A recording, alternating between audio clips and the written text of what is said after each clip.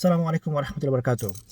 আপনারা সবাই হয়তো কম বেশি জানেন যে আগামীকাল কোটা আন্দোলন, যেটা বেসিক্যালি এখন একটা স্বৈরাচার বিরোধী বা ফ্যাসিবাদ বিরোধী আন্দোলনের রূপ নিছে, সেই আন্দোলন থেকে একটা নতুন কর্মসূচি গ্রহণ করা হয়েছে। সেটা হচ্ছে আগামীকাল সবাই চোখে এবং মুখে একটা লাল কাপড় বেঁধে নিজেদের ছবি অনলাইন পাবলিশ করবে। তো এটা হচ্ছে একটা নীরব প্রতিবাদ এবং ফ্যাসিবাদ ফ্যাসিস্ট যে গভর্নমেন্ট, সেই গভর্নমেন্টকে প্রত্যাখ্যান করার একটা মেসেজ। তো আমাদের অনেকের কাছে এটা একটু ম্যারামেরা লাগতে পারে যে এতগুলো ভাই বোন শহীদ হয়েছে, মারা গেছে, নিহত হয়েছে, এরপরে আমরা কেন আসলে এই ধরনের একটা মানে কর্মসূচি করবো অনলাইনে, এটাতে আসলে কী লাভ? তো আমাদের একটা জিনিস মনে রাখতে হবে যে এই আন্দোলনটা মাত্র শুরু। বিকজ এইটা মোস্ট প্রবলি এটা একটা লং টাইম স্ট্রাগল এবং এখান থেকে আমাদের আসলে পিছু হটার কোনো সুযোগ নাই।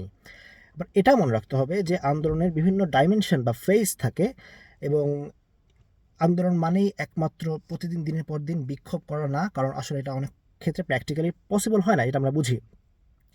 তো এবং আমরা এটাও মনে রাখা দরকার যে আমরা এই আন্দোলনে যত সম্ভব মানুষকে এঙ্গেজ করতে চাই, এঙ্গেজ রাখতে চাই। তো আমরা এই জন্য এই ধরনের এমন কিছু কর্মসূচি আমাদের থাকা দরকার যেখানে আসলে সবাই এঙ্গেজ হতে পারে, যেহেতু সবার পক্ষে বিক্ষোভ করা বা রাজপথে মিছিল করা এটা হয়তো সবার পক্ষে সম্ভব না। বাট স্টিল তাদের পক্ষে সাপোর্ট করা পসিবল। যারা এখনো এঙ্গেজড হয় নাই তাদেরকেও এঙ্গেজ করার জন্য আমাদের কিছু কার্যক্রম থাকা দরকার, যেন মানুষ আগায় আসতে পারে, নিজেদের সাপোর্ট, অ্যাটলিস্ট সলিডারিটি, এটা যেন সে প্রকাশ করতে পারে। তো এই কারণে এই ধরনের কিছু কর্মসূচি আমাদের থাকা দরকার, এবং আমি মনে করি এটা সবার পক্ষে খুব করে সম্ভব এই ধরনের একটা কাজে অংশ নেওয়া। অনলাইনের মধ্যেই বিষয়টাকে সীমাবদ্ধ রাখতে হবে এমন না। আমি মনে করি এটাকে আমরা চাইলে অফলাইনে আনতে পারি। কীভাবে? কালকে হয়তো অনেকেই বাসা থেকে বের হবেন যে কোনো কাজে, সেটা স্কুল হোক, কলেজ হোক, ভার্সিটি বা অফিস হোক। আপনারা চাইলে লাল রঙের ফিতা, ব্যাজ, রিস্ট ব্যান্ড, এমন কিছু যেটা নোটিসেবল, এমন কোনো একটা অ্যাটায়ার নিতে পারেন যেটাতে আপনার এই প্রতিবাদ, আপনার এই প্রত্যাখ্যানের মেসেজটা মানুষ দেখতে পারে। এবং আরেকটু এটাকে আমরা আরেকটু এক্সটেন্ডও করতে পারি, সেটা হচ্ছে প্রবাসীদের ক্ষেত্রে।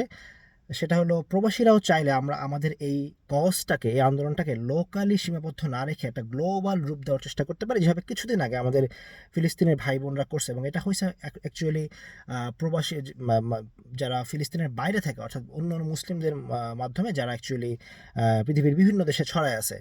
বিকজ এই একটা আমরা এমন একটা ওয়ার্ল্ডে বাস করি, একটা কজকে আসলে যদি আমরা সাপোর্ট করতে চাই, যদি আমরা আমাদের আন্দোলনকে সফল করতে চাই, এখানে আন্তর্জাতিকভাবেও এই জায়গাটাতে সচেতনতা তৈরি করার দরকার আছে। কারণটা হচ্ছে, এই সচেতনতা তৈরি করার মাধ্যমে আপনি এমন কিছু এলিমেন্টসকে প্রেশার দিতে পারবেন যারা এই ফ্যাসিস্ট গভর্নমেন্টকে আলটিমেটলি প্রেশার দিতে পারবে, এবং সেভাবে এই গভর্নমেন্টকে আসলে উইকেন করা যাবে।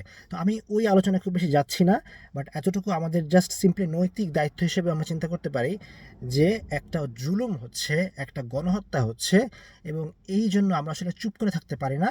আমাদের as much as possible, as many as possible মানুষের পক্ষে এই জায়গাটা থেকে আওয়াজ তোলা দরকার, প্রতিবাদ করা দরকার, প্রতিবাদটাকে দেখানো দরকার অনলাইন এবং অফলাইনে। সো কাজেই কালকের কর্মসূচিটা আমি মনে করি ভেরি মাচ ইনশাল্লাহ ইফেক্টিভ হবে, এবং এই ধরনের কর্মসূচি মেবি আমাদের বারবার করা দরকার, যেন আমরা আন্দোলনের আমরা যেই ট্র্যাকশন যেটা ফিল করতেছি, আমরা যেই একটা গতি লাভ করলাম, এইটা যেন আমরা ধরে রাখতে পারি, যেন বেশি আমরা সবাই এঙ্গেজ থাকতে পারি এই আন্দোলনের সাথে, এবং আরও বেশি এঙ্গেজমেন্ট বাড়াইতে পারি।